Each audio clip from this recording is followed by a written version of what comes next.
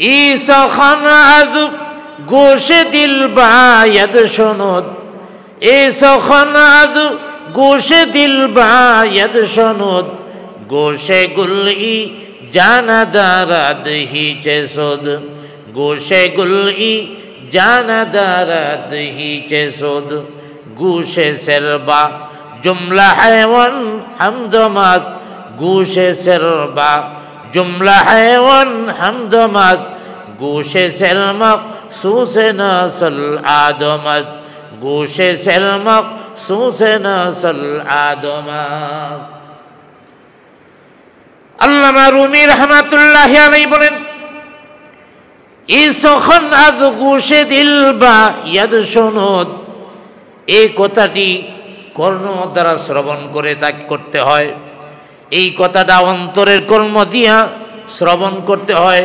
গুশে গুল ই জানা দ্বারা দিহিছে সুদ, শুধু চামড়ার কান দিয়া শুনলে কোনো লাভ হবে না। অতএব দ্বীনি কথা অন্তরের কান দিয়ে শ্রবণ করতে হয়, হৃদয়ের কান দিয়া শ্রবণ করতে হয়। গোশে সেরবাব জুমলা হায়াওয়ান হামদমাত, গোশে সেরবাব জুমলা হায়াওয়ান হামদমাত, গোশে সেল মখসুসে নসল আদমাত, গোশে সেল মখসুসে নসল আদমাত। আল্লামা রুমি রহমাতুল্লাহি আলাইহি বলেন, মাথার সাথে যে কান রয়েছে এই কানটা পশু পাখিরও আছে, গরু ছাগলেরও আছে, বাঘ বল্লকেরও আছে, সব জন্তুর মাথার সাথে কানটা আছে। গোশে সেল মখসুসে নসল আদমাত, আর অন্তরের যে একটা কান, হৃদয়ের যে একটা কান, এই হৃদয়ের কান আছে একমাত্র বনি আদমে। আউযু বিল্লাহি মিনাশ শাইতানির রাজীম, বিসমিল্লাহির রহমানির রহিম। আফাআমিনা আহলুল কুরা আন ইয়াতিয়াহুম বা'সুনা বায়াতা ওয়া হুম নাইমুন। আওয়ামিনা আহলুল কুরা আন ইয়াতিয়াহুম বা'সুনা ضحى وهم يلعبون أفأمنوا مكر الله فلا يأمن مكر الله إلا القوم الخاسرين. وقال تعالى في شان حبيبه إن الله وملائكته يصلون على النبي يا أيها الذين آمنوا صلوا عليه وسلموا تسليما. بلغ العلا بكماله كشف الدجى بجماله حسنت جميع خصاله صلوا كريم السجايا جميل الشيام نبي البرايا شفيع الأمام. بلغ العلا بكماله كشف الدجى بجماله حسنت جميع خصاله صلوا عليه মুআজ্জাজ মুকাররম হযরত মুসল্লিয়ানে কেরাম, প্রথমেই আল্লাহ সুবহানাহু ওয়া তাআলার অসংখ্য শুকর আদায় করি, যিনি আমাদেরকে এশার নামাজের পরে আবারও আল্লাহর কালাম থেকে আলোচনা শোনার জন্যে আল্লাহর ঘরে বসার মতো তৌফিক দান করেছেন। সকলে একবার বলি আলহামদুলিল্লাহ। ধারাবাহিকতা অনুযায়ী আপনাদের সামনে সূরা আরাফের ৯৭ নং আয়াত থেকে তেলাওয়াত শুরু করেছি।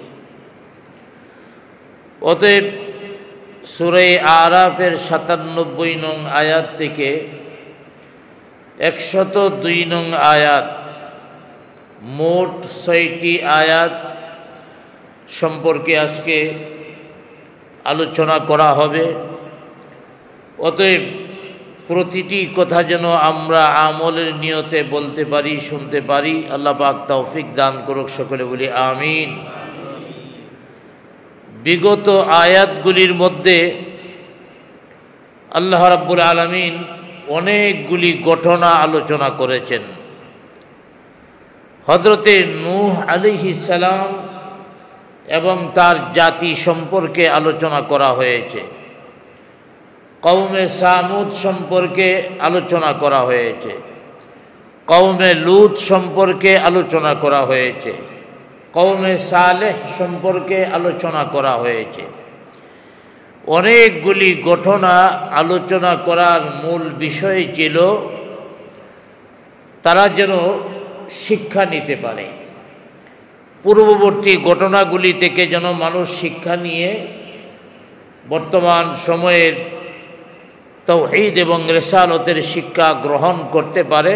এজন্যই মূলত আল্লাহ পাক অনেকগুলি ঘটনা আলোচনা করেছেন।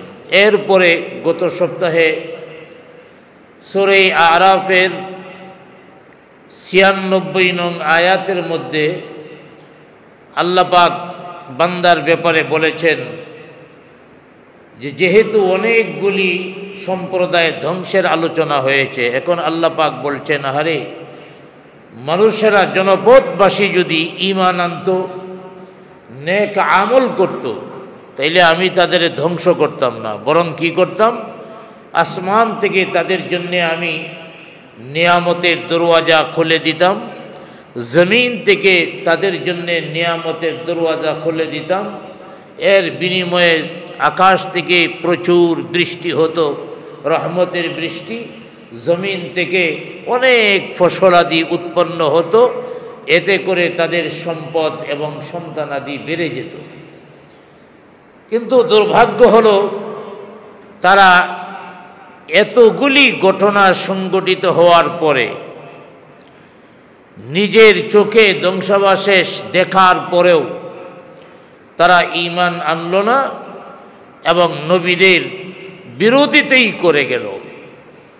এমনকি সর্বশেষ শ্রেষ্ঠ নবী আকাই নামদার তাজদারে মদিনা আহমদ মুস্তফা মুহাম্মদুর রাসূলুল্লাহ সাল্লাল্লাহু আলাইহি ওয়াসাল্লামকে আল্লাহ পাক সর্বশেষে প্রেরণ করেছেন এবং আল্লাহর হাবিবের উপরে নাজিলকৃত কোরআনের মাধ্যমে ঘটনাগুলি আলোচনা করা হয়েছে। অতএব বুদ্ধিমান মাত্রই উচিত ছিল পূর্ববর্তী জাতিদের ধ্বংসগুলির কথা শুনে দেখে নিজেরা ঈমানদার হওয়া, নবীর সাথী হয়ে যাওয়া, নবীর অনুসরণকারী হয়ে যাওয়া। কিন্তু তারা হয়ে গেল তার উল্টো। অতএব আল্লাহ রাব্বুল আলামিন এই আয়াতগুলি নাজিল করে শেষ নবীকে সান্ত্বনাও দিয়েছেন, আপনার সাথে যদি ওরা বিরোধিতা করে চিন্তার কোনো কারণ নেই, দুঃখিত হওয়ার কোনো কারণ নেই। আপনার পূর্ববর্তী যত নবী রাসূল পৃথিবীতে এসেছেন সবার সাথেই জাতির লোকেরা এমন আচরণ করেছে, সবাই নবীর বিরোধিতা করেছে, সবাই নবীর শিক্ষার বিরোধিতা করেছে। শুধু বিরোধিতা তাই নয়, বরং নবীর শিক্ষাকে ব্যর্থ করে দেওয়ার জন্যে সব ধরনের ষড়যন্ত্র চক্রান্ত পর্যন্ত তারা করেছেন। অতএব আজকের তেলাওয়াতকৃত আয়াতের মধ্যেও তাদেরকে সতর্ক করা হচ্ছে। আল্লাহ রাব্বুল আলামিন বলছেন, আফাআমিনা আহলুল কুরা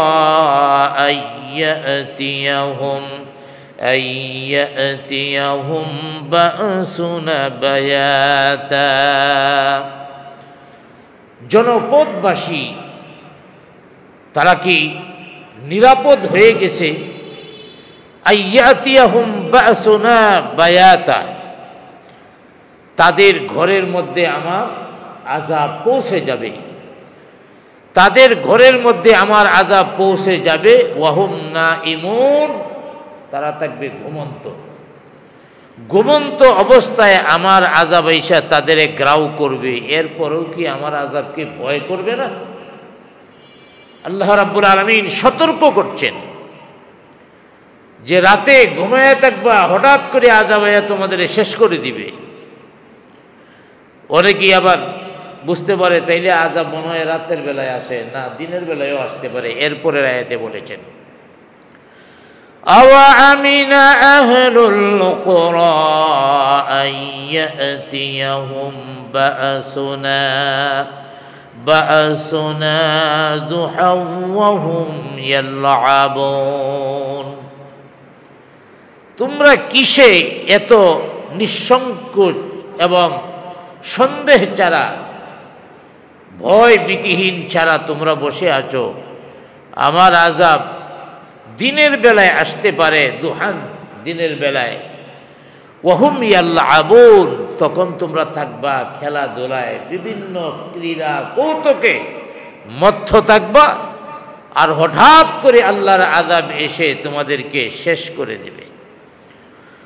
অতএব মানুষের দায়িত্ব ছিল আল্লাহর এই বিষয়গুলি জেনে, মানুষের দায়িত্ব ছিল যে আল্লাহকে ভয় করা, তাদের পরিণাম কি হবে ভয় করা, নিশ্চিন্ত না হওয়া, নির্ভয় না হওয়া, সবসময় আল্লাহকে ভয় করা উচিত ছিল। এই জন্য যে পূর্ববর্তী জাতিসমূহকে যেসব কারণে আল্লাহ রাব্বুল আলামিন ধ্বংস করেছেন, সেসব কারণ এখনো আমাদের মধ্যে বিদ্যমান আছে।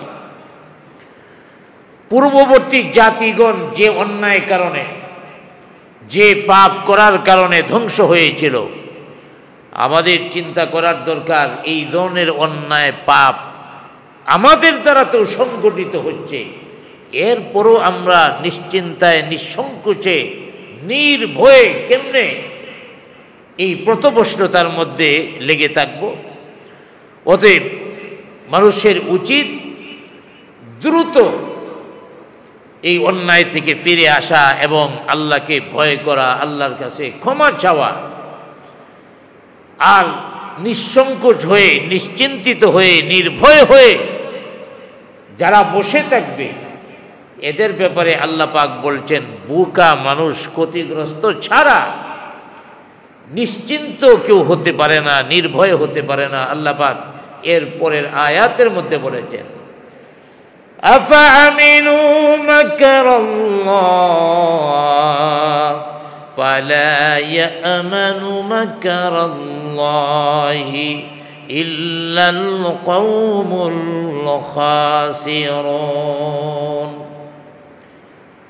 আল্লাহ রাব্বুল আলামিন বলেন, তবে তারা কি আল্লাহ পাকের গোপন কৌশল সম্পর্কে নির্ভয় হয়ে গেছে, বেপরোয়া হয়ে গেছে। ফালা ইয়ামানু মাকরাল্লাহ, আর যারা আল্লাহ থেকে বেপরোয়া হয়ে যায়, নিশ্চিন্ত হয়ে যায়, কেউ আল্লাহ থেকে নিশ্চিন্ত হতে পারে না। তবে হতে পারে কারা? ইল্লাল কওমুল খাসিরুন, ক্ষতিগ্রস্ত জাতি যারা চরমভাবে ক্ষতিগ্রস্ত, ওরাই একমাত্র আল্লাহ থেকে, আল্লাহর আযাব গজব থেকে নিশ্চিন্ত হয়, নির্ভয় হয়। অথচ আল্লাহ রাব্বুল আলামিনের ধ্বংস তাদের জন্য ঠিক করে রেখেছেন। যে কোনো সময় অবাধ্য জাতির উপরে, নাফরমানদের উপরে আযাব আসবে, আর এই জাতি তখন হয়ে যাবে চরম ক্ষতিগ্রস্ত। মানুষ সবসময় মনে করে, আরে আমার উপরে আযাব আসবে কেমনে, আমার উপরে বিপদ আসবে কেমনে, আমি অনেক শক্তিশালী, আমার কোথায় প্রশাসন চলে, আমার বিশাল প্রশাসন আছে, আমার বিশাল দল আছে, অতএব প্রত্যেকটা জায়গায় জায়গায় আমার শক্তি আছে, অতএব আমার উপরে বিপদ মুসিবত আসার সুযোগ নাই। অথচ আল্লাহ পাক বলে দিয়েছেন যে কোনো সময় আকস্মিকভাবে সেই বিপদ এসে যেতে পারে। যা আমরা দেখেছি, এত শক্তি, এত বাহাদুরি, 1-1.5 ঘন্টার ভিতরে পরিস্থিতি পাল্টে গেল। ওদের নাম লওয়ার মতো কোনো লোক দেশের মধ্যে নাই। তাহলে আল্লাহ পাক পরিস্থিতি কেমনে পাল্টিয়ে দেয়? এই জন্যই আল্লাহ পাক এই আয়াতগুলি নাজিল করে বান্দাদেরকে বলছেন, তোমরা তোমাদের নাফরমানির মধ্যে একেবারে নিশ্চিন্ত হয়ে যাও না, বেপরোয়া হয়ে যেও না, বরং ভীতি সন্ত্রস্ত হয়ে তোমরা আমি আল্লাহর কাছে ক্ষমা চাও, আমি আল্লাহ তোমাদেরকে ক্ষমা করে দিব। আল্লাহ পাক এইভাবে বান্দাদেরকে ইশারা দিচ্ছেন এবং তাও বলে দিচ্ছেন, তোমরা কেন নিশ্চিন্ত হয়ে গেলা, কিভাবে নিশ্চিন্ত হয়ে গেলা? যাদের ধ্বংস করা হয়েছে তোমরা তো তাদের বাড়িতেই থাকো। আল্লাহ পাক বলছেন, আওয়ালাম ইয়াহদি লিল্লাযীনা ইয়ারিসুনাল আরদা মিন বা'দি আহলিহা। আল্লাহ রাব্বুল আলামিন বলছেন, তোমরা কেন নিদর্শন গ্রহণ করো না, শিক্ষা গ্রহণ করো না? তোমরা তো তাদের জমিনের মধ্যেই বসবাস করছো। মিন বা'দি আহলিহা, ওই জাতির পরে, ওই জাতির স্থলাভিষিক্ত হয়েই তোমরা বসবাস করছো। আল্লাহ রাব্বুল আলামিন যে জাতিগুলিকে ধ্বংস করে দিয়েছেন, এই ধ্বংসের পরে আবার তোমরা এই জমিনে বসবাস গেড়েছ। তোমাদের পূর্বে কওমে সামুদকে ধ্বংস করা হয়েছে, তোমাদের পূর্বে নূহ আলাইহিস সালামের সম্প্রদায়কে ধ্বংস করা হয়েছে, লূত আলাইহিস সালামের সম্প্রদায়কে ধ্বংস করা হয়েছে, সালেহ আলাইহিস সালামের সম্প্রদায়কে এই পৃথিবীর মধ্যেই ধ্বংস করা হয়েছে। অতএব এই পৃথিবীতেই তোমরা উত্তরাধিকার হয়েছ, এই পৃথিবীর মধ্যেই তোমরা বসবাস করছো। আর মনে করছো, আর মনে হয় আযাব আসবে না। ভালো করে মনে রাখবা, আমি আল্লাহ ইচ্ছা করলে যে কোনো সময় আসবে। আল্লাহু নাশাউ আসাবনাহুম বিযুনুবিহিম। আল্লাহ পাক বলছেন, আমি ইচ্ছা করলে তোমাদের অপরাধের কারণে তোমাদেরকে ধরতে পারি। তোমরা যে অন্যায় করেছো, তোমরা যে পাপ করেছো, তোমাদের পাপের কারণে, অন্যায়ের কারণে আমি যে কোনো সময় তোমাদেরকে ধরতে পারি। অতএব আল্লাহ পাক এই আয়াতের মধ্যে এটাই বুঝাইছেন, তোমরা তো ইতিপূর্বে যারা ধ্বংস হয়েছে এদের জায়গার মধ্যেই তোমরা আছো। ওরা কি কি কাজ করার কারণে ধ্বংস হয়েছে তোমরা কি জানো না? ওরা নবীর বিরোধিতা করার জন্যে, নবীর দুশ্মনী করার জন্যে ওরা ধ্বংস হয়েছে।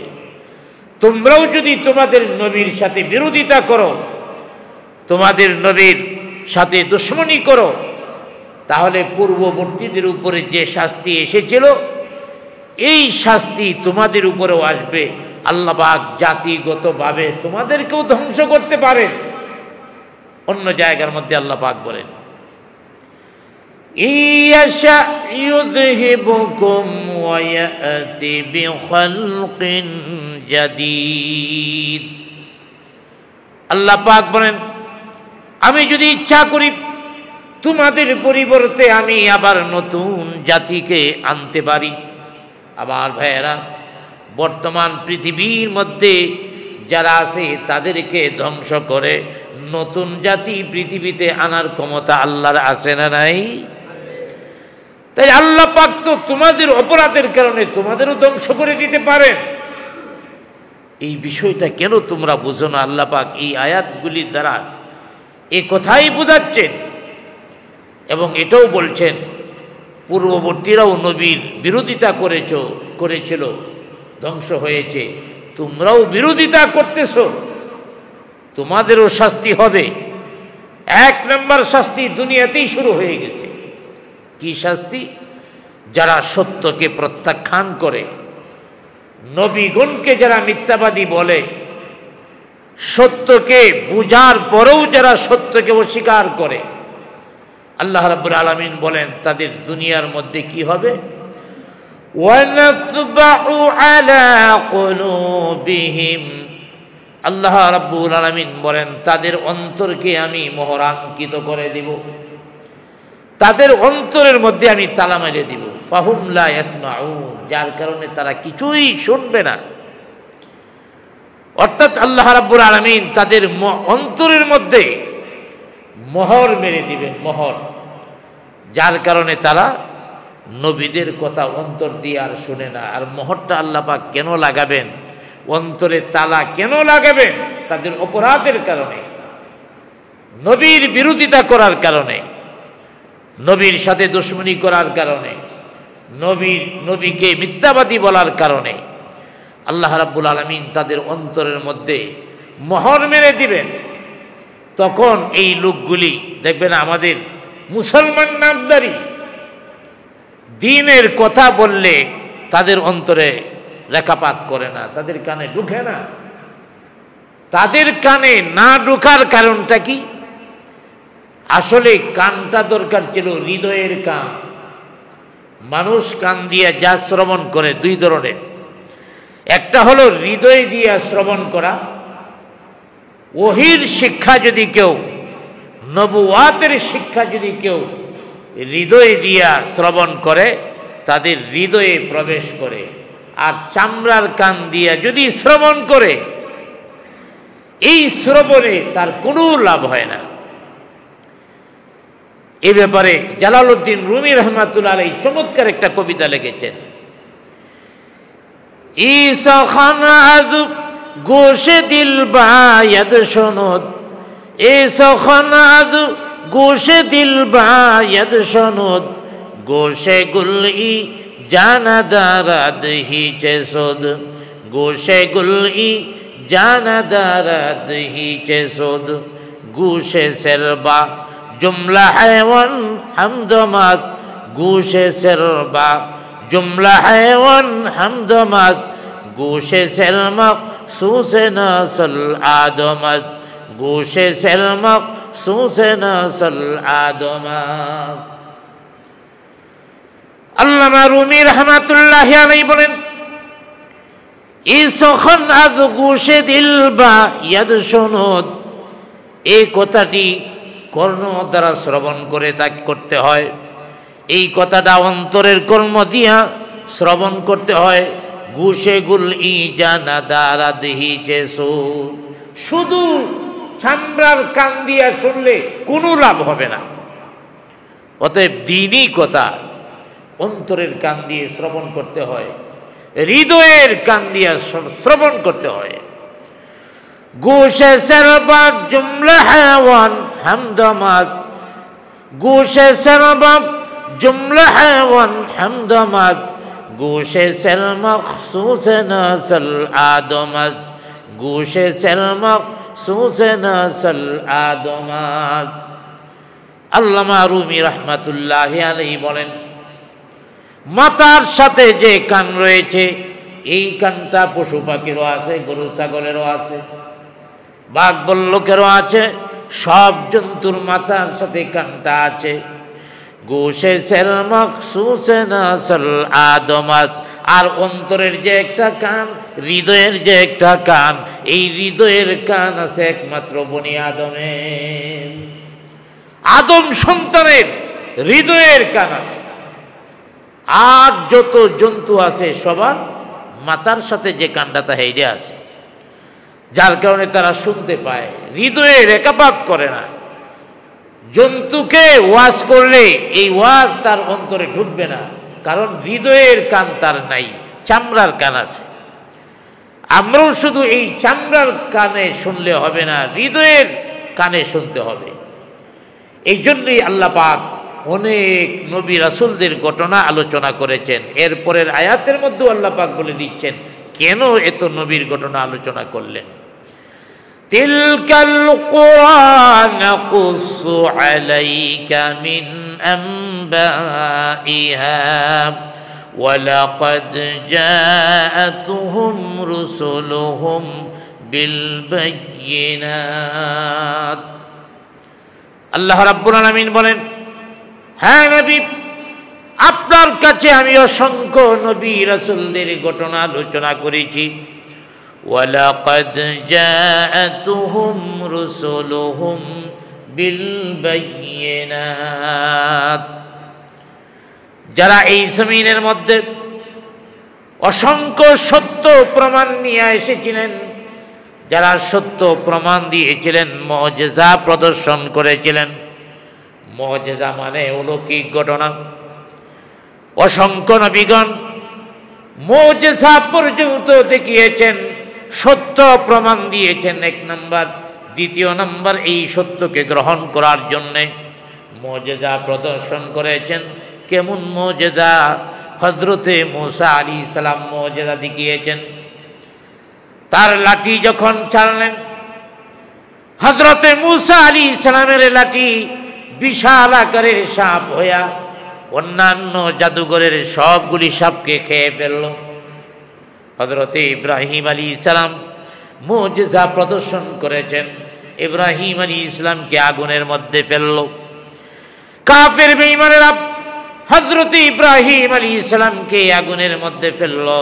আল্লাহ পাক হযরতে ইব্রাহিম আলাইহিস সালামের আগুনকে জান্নাতের বাগান বানায়া দিলেন। কিন্তু তাদের হৃদয়ে রেখাপাত করলো না, বরং তারা জাদু বইরা উড়াইয়া দিত। হযরতে ঈসা আলাইহিস সালাম মৃত মানুষকে পর্যন্ত কবর থেকে জীবিত করে উঠায়া দেখাইছেন। এর চেয়ে বড় প্রমাণ আর কি আছে? এর চেয়ে বড় মুজিজা, এর চেয়ে বড় অলৌকিক ঘটনা আর কি হতে পারে?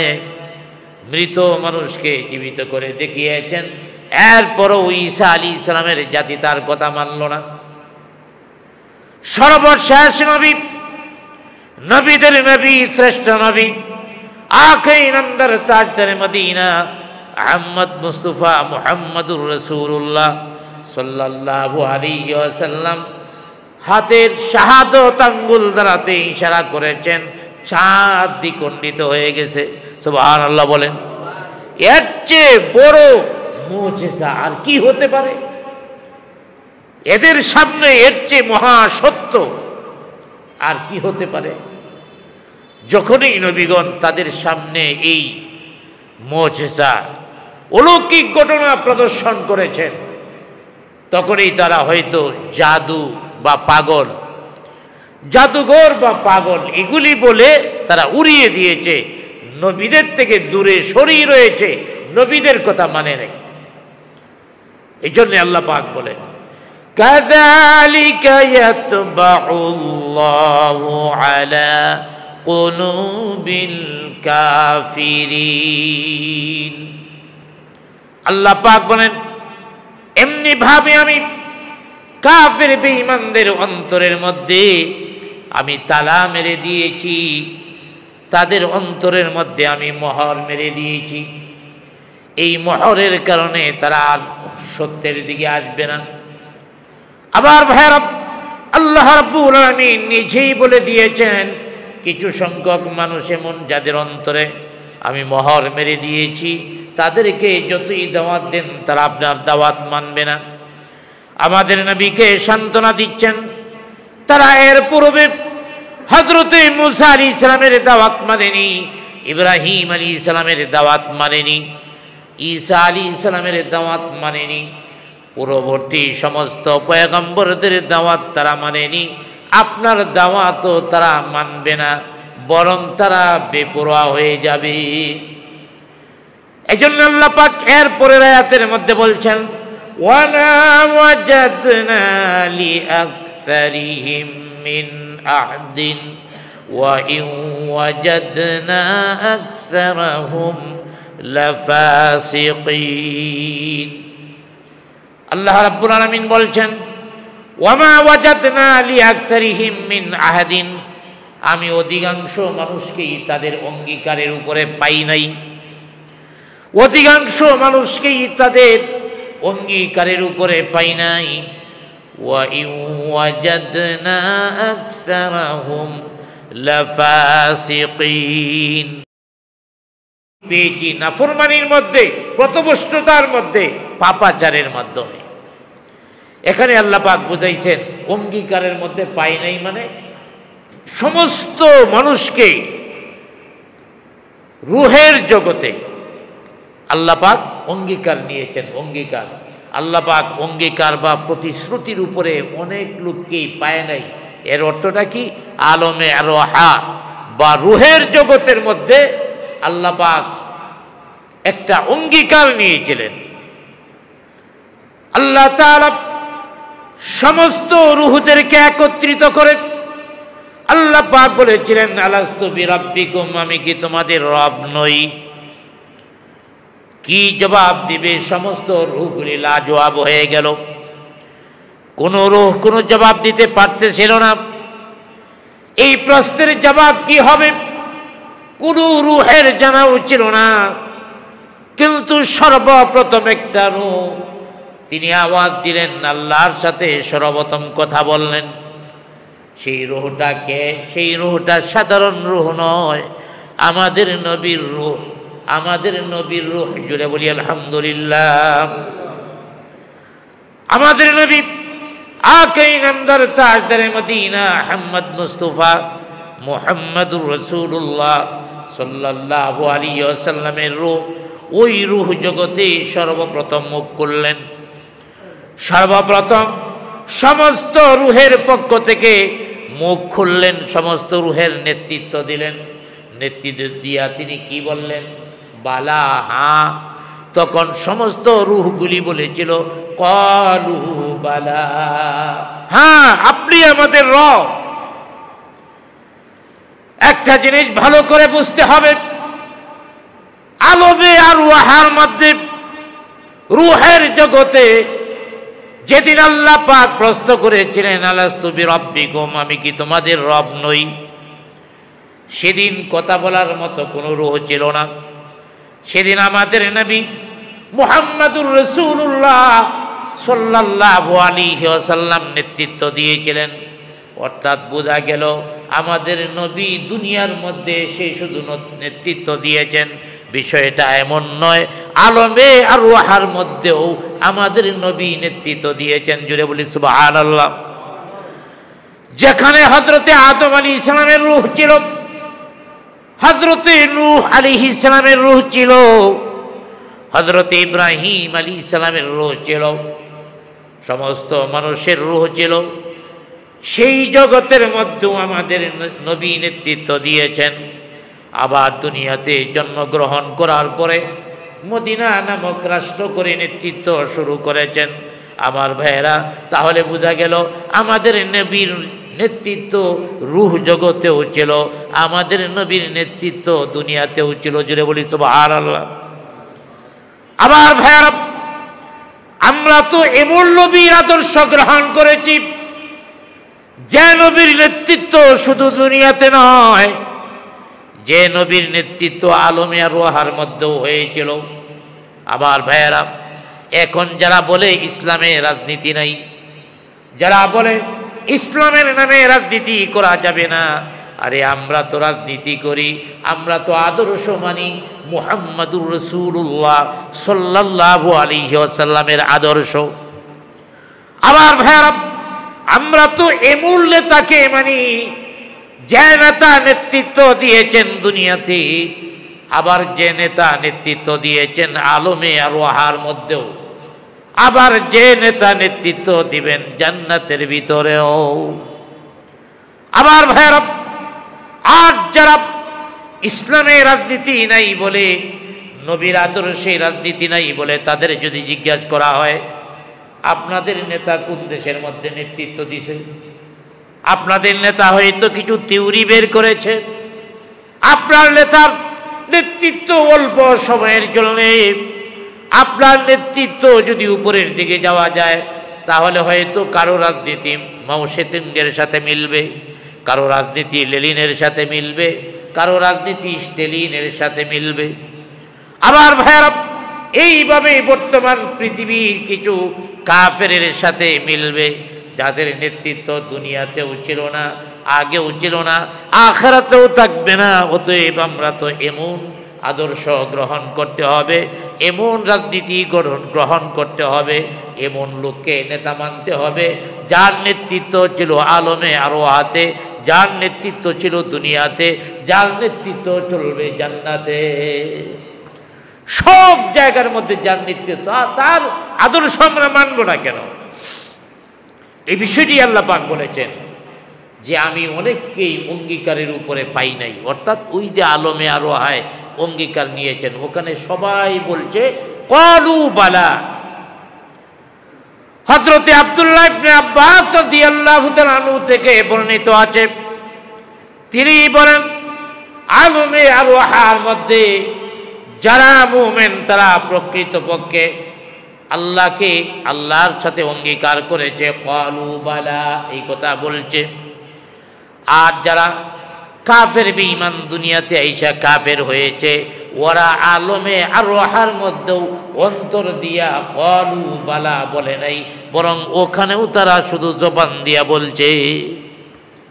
যারা শুধু চামড়ার জবান দিয়া সেদিন স্বীকার করেছে, ওরা দুনিয়ার মধ্যে নবীদের সাথে দেখা হওয়ার পরে তারা সব কিছু ভুলে গেছে, অর্থাৎ তারা কাফের হয়ে গেছে, নবীর শিক্ষাকে তারা মানে নাই। অতএব এই অভিশপ্ত সম্প্রদায়গুলিকে আল্লাহ রাব্বুল আলামিন ধ্বংস করেছেন। কেন? তারা নবীদের সাথে মিথ্যাচার করেছেন, নবীদের বিরোধিতা করেছেন। অতএব এদেরকে যদি আবার পৃথিবীতে পাঠানো হইতো, ঈমান আনতো না। অনেকেই মরার পরে বলবে আল্লাহ আমারে দুনিয়ার মধ্যে আবার পাঠাও, ঈমান আনবো, নেক আমল করব। কোশ্চিন কালেও তারা ঈমান আনবে না, নেক আমল করবে না। আল্লাহ পাক নিজেই বলে দিয়েছেন, এটা দুনিয়ার মানুষের কথা নয়। ওয়ালাউ রুদ্দু লাআদু লিমা নুহু আন, আল্লাহ পাক বলছেন তাদেরকে যদি পুনরায় প্রেরণ করা হতো তারপরেও তারা ঈমান আনতো না। এর প্রমাণ কি? আল্লাহ রাব্বুল আলামিন একটা জাতিকে প্রেরণ করেছেন নবীর অবাধ্যতা হওয়ার কারণে, অবাধ্যতা করার কারণে তাদেরকে আল্লাহ পাক ধ্বংস করেছেন। কাউকে ভূমি সহ উল্টায় দিয়েছেন, কাউকে পাহাড় চাপা দিয়েছেন, কাউকে বন্যা দিয়েছেন, কাউকে প্রবল বাতাস দিয়েছেন। আল্লাহ পাক ধ্বংস করেছেন। এই ভূমির মধ্যে আরেকটা জাতি যখন এসেছে, আবার আরেকজন নতুন পয়গম্বর এসেছে, বলেছে কিছুদিন আগেও তোমাদের জাতির লোকেরা ধ্বংস হয়েছে, এই আযাবে এই এলাকার মধ্যে এইভাবে ধ্বংস হয়েছে। এলাকার সবগুলি নিদর্শন দেখলো, এলাকা দেখলো, আযাব সম্পর্কে তারা জানলো, এরপরও তারা নবীর বিরোধিতা করলো। অতএব যে জাতি আল্লাহর গজবের চিহ্ন দেখার পরেও ঈমান আনে না, তারা বেঈমান হইয়া মরার পরে আবার যদি তাদের জীবিত করা হয় কখনো তারা ঈমান আনবে না।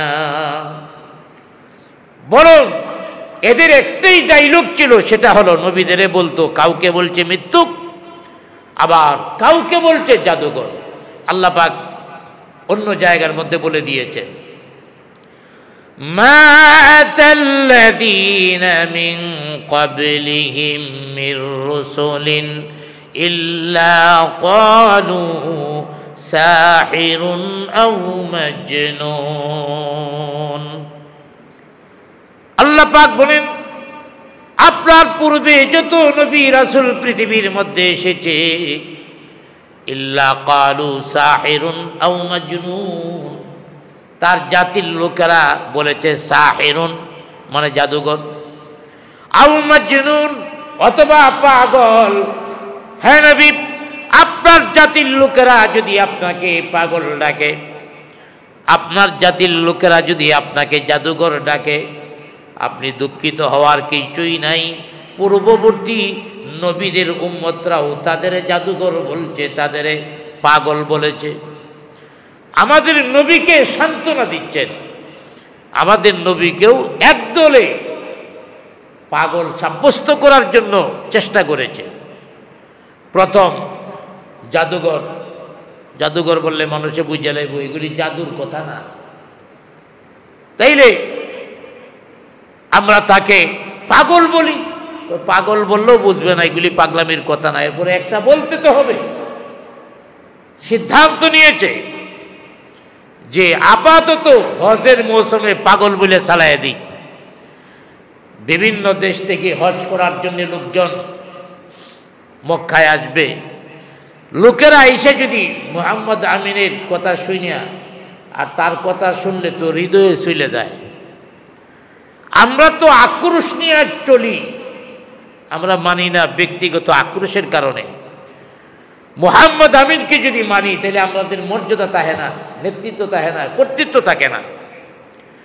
যারাই ইসলামের বিরোধিতা করে তাদের নেতৃত্ব কর্তৃত্ব অবৈধ রাজত্ব বজায় রাখার জন্যই বলে। অতএব ওরা চিন্তা করলো মুহাম্মদ আমিনের কথা মেনে নিলে আমাদের নেতৃত্ব কর্তৃত্ব কিছুই থাকবে না, অতএব আপাতত পাগল বলে চালায় দিই। আবার ভাইয়ারা, মক্কার অলিতে এগুলিতে লোক বসায় দেওয়া হলো, আর বলা হলো আব্দুল্লাহর পোলা মুহাম্মদ নামে একজন ব্যক্তি মক্কার মধ্যে পাগল হয়ে গেছে। অতএব হাজী সাহেব যারা আছেন, আপনারা এই পাগলের কাছে যায়েন না, পাগলের কাছে গেলে আপনারা বিভ্রান্ত হয়ে যেতে পারেন। এইভাবে অপপ্রচার শুরু করলো। আমার ভাইয়েরা, ইসলামের বিরুদ্ধে যারা ইসলাম নিজের অন্তরে লালন করে ধারণ করে, তাদের বিরুদ্ধে এই সকল গুজব মিথ্যা রটনা নতুন কিছু নয়।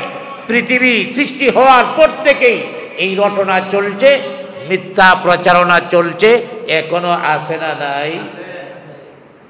শুধু মিথ্যা গুজব দিয়া বলা হতো আলেমরা জঙ্গি হয়ে গেছে, কয়েকদিন পরে পরে একটা বাড়ি গ্রাউ দিয়া, এরা আগে থেকেই লোক রেডি রাখছে কিনা, গ্রাউ দিয়া এই লোকগুলিরে গ্রেপ্তার করিয়া এই যে জঙ্গি পাওয়া গেছে। পরবর্তী সময়ে এদের বিচার কি হইল জাতি কেউ জানে না। অর্থাৎ জঙ্গি নাটক সাজিয়েছে।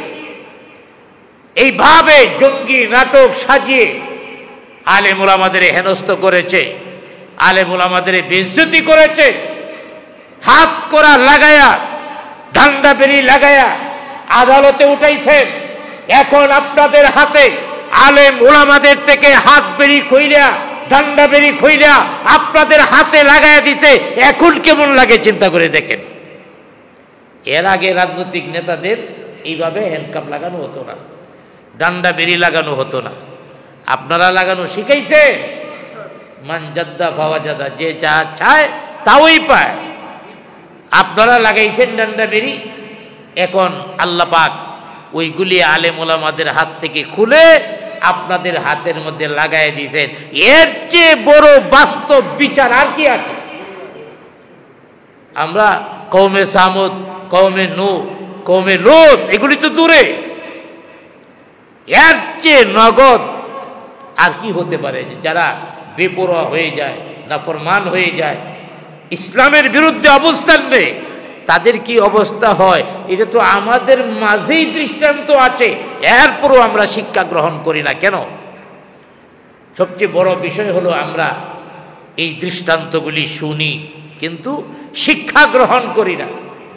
কেন শিক্ষা গ্রহণ করি না? ওই কাফের বিমানের মতোই ওরা জিদ করছে, মানব না তো মানবই না, হাজার হাজার প্রমাণ উপস্থাপন করা হোক, হাজার হাজার মুজিজা উপস্থাপন করা হোক, মানব না ওরা বলতো। এখনো এমনই। অতএব আল্লাহর হাবিব সাল্লাল্লাহু আলাইহি ওয়াসাল্লাম একা মানুষ, সব জায়গায় দাওয়াত দেওয়া সম্ভব না।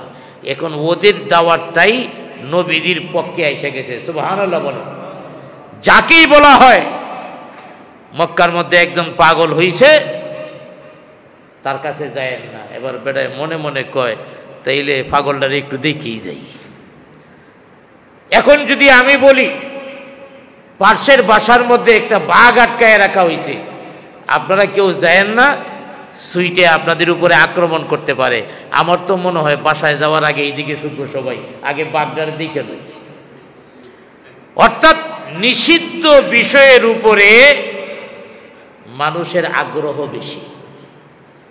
অতএব কাফেররা প্রচার করলো মক্কার মধ্যে আব্দুল্লাহর পোলা মুহাম্মদ নামে একজন পাগল হয়ে গেছে, পাগলের কাছে তোমরা কেউ যাও না।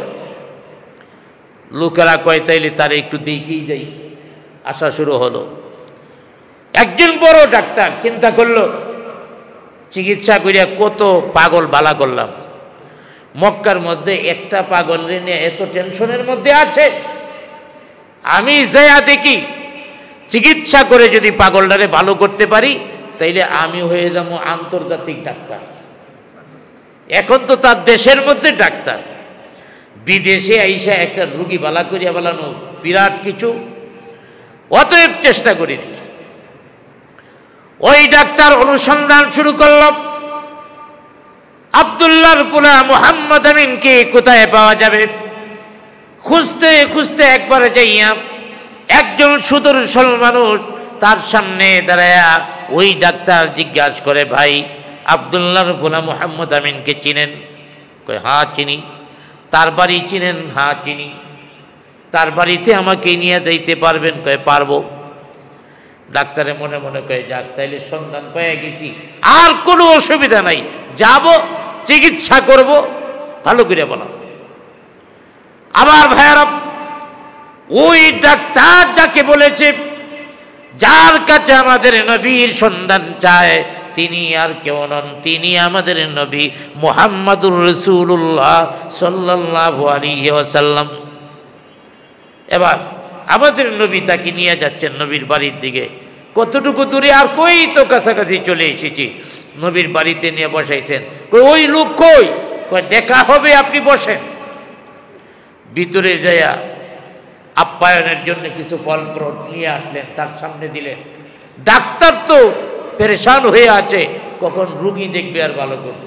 কয় ভাই, আমি তো আপনার এখানে মেহমানদারি গ্রহণ করার জন্য আসি নাই, যার কাছে নিয়ে আসছেন সে কোথায়? কয় দেখা হবে, ওয়াদা দিচ্ছি, মেহমানদারি গ্রহণ করে। মেহমানদারি করা হলো, এইভাবে তার সাথে সুন্দরভাবে কথা হলো। এবার সর্বশেষ লোকটা একটু রাগান্বিত হয়ে গেলেন, ভাই আপনি আমার সময় নষ্ট করতেছেন, আমি তো যার সাথে দেখা করতে আসছি তার সাথে এখনো দেখা হলো না। আমাদের নবী মুস্কি মুস্কি হাসলেন আর ডাক দিয়া বলেন, ডাক্তার, যে লোকটার চিকিৎসা করার জন্য তুমি মক্কার পথে পথে ঘুরেছ, অলিতে গলিতে ঘুরেছ, আমার কাছে সন্ধান চেয়েছ, যে পাগলকে ভালো করার জন্য মক্কার লোকদের স্টেটমেন্ট অনুযায়ী, প্রচারণা অনুযায়ী, আমি সেই পাগল মুহাম্মদ ইবনে আব্দুল্লাহ, আমি আব্দুল্লাহ ছেলে মুহাম্মদ আমিন। এবার ডাক্তার আমাদের নবীর চেহারার দিকে তাকায়, আরেকবার আকাশের দিকে তাকায়, নবীর চেহারার দিকে তাকায়, আকাশের দিকে তাকায়, আর ডাক দিয়া বলেন, আপনি যদি মুহাম্মদ আমিন হয়ে থাকেন, আপনি যদি আব্দুল্লাহর পোলা মুহাম্মদ হয়ে থাকেন, এতক্ষণ পর্যন্ত আপনার সাথে আমি দীর্ঘ রাস্তা অতিক্রম করেছি, কথা বলেছি। একজন পাগল এইভাবে কথা বলতে পারে না, একজন মানুষ এইভাবে মানুষকে সম্মান দিতে পারে না, আপ্যায়ন করতে পারে না। আপনার চেহারার মধ্যে আমি যা দেখলাম এটা সাধারণ কিছু না, আমাকে কালিমা পড়ায়া মুসলমান বানায় দেন, আমি মুসলমান হয়ে গেলাম। ওদের প্রচারণাটা আমার নবীর পক্ষে চলে আসত। তো এদের ওই কাফের বেঈমানদের একটাই প্রচারণা ছিল, সেই প্রচারণা হলো কখনো বলতো পাগল, আবার কখনো বলতো জাদুকর। মূসা আলাইহিস সালামকে আয়েশা তার জাতির লোকেরা বলতেছে, আপনি যে নবী দাবি করতেছেন সত্যতা প্রমাণ দিতে হবে। কেমনে? আমরা জাদুকর নিয়ে আসবো, সাপ চারবে, আপনি যদি এগুলি থেকে বাঁচতে পারেন তাইলে আমরা আপনার উপরে ঈমান আনবো। ঠিক আছে, নিয়ে আসো। ডেট দেওয়া হলো, মাঠের মধ্যে সবাই সাপ চারছে, এক একজনে এক একটা দড়ি ছাড়ছে, সাপ হয়ে গেছে, আসতেছে মূসা আলাইহিস সালামের দিকে খাবারের জন্যে। এবার মূসা আলাইহিস সালাম কয়, আল্লাহ চতুর্দিক দিয়ে সাপ আসতেছে, কি করব? আল্লাহ পাক বলবেন, কি আর করবে, হাতের লাঠিটা ফালাইয়া দে। আচ্ছা, সাপ যদি কাছে আসতে থাকে তাইলে হাতের লাঠি মজবুত করে ধরে না, ভালা আরো মজবুত করে ধরবে, লাঠিটা থাকলে কোনো মতে বাঁচা যাবে। মূসা আলাইহিস সালামকে আল্লাহ, যাও একটা লাঠি আছে, এটা ফালাই দিতে কইছো, যাক ফালাই দিয়েছে। বিশাল আকারের সাপ হইয়া ওই সাপ সবগুলি খাইয়া ফেলাইছে। হযরতে মূসা আলাইহিস সালাম বললেন, হ্যাঁ জাতির লোকেরা, তোমরা বলেছিলে তোমাদের জাদু থেকে যদি আমি বাঁচতে পারি আমার উপরে ঈমান আনবে। এবার তোমরা ঈমান গ্রহণ করো।